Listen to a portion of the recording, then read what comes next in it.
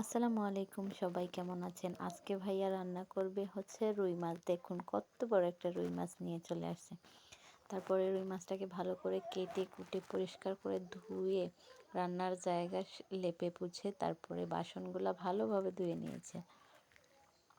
এই তো এখানে নিয়ে আসছে সবজি, মিক্স সবজি দিয়ে রান্না করবে। এখানে হচ্ছে ডাটাগুলা কুটে নিল, তারপরে শিমটা ভালোভাবে পরিষ্কার করে কুটে নিল, তারপরে আলু, তারপরে হচ্ছে গাজর, তারপরে ফালি করা ফুলকপি।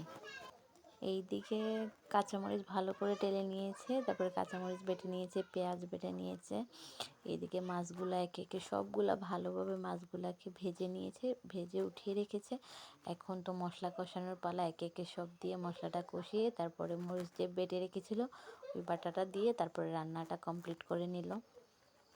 এই তো তারপর মাছগুলো দিয়ে দিল, উপরে একটু জিরে গুঁড়া দিয়ে দিয়েছে রান্নার পরে ফ্লেভারের জন্য। এই তো ধনিয়া পাতা দিল। এই তো তরকারিটা কত সুন্দর হয়েছে।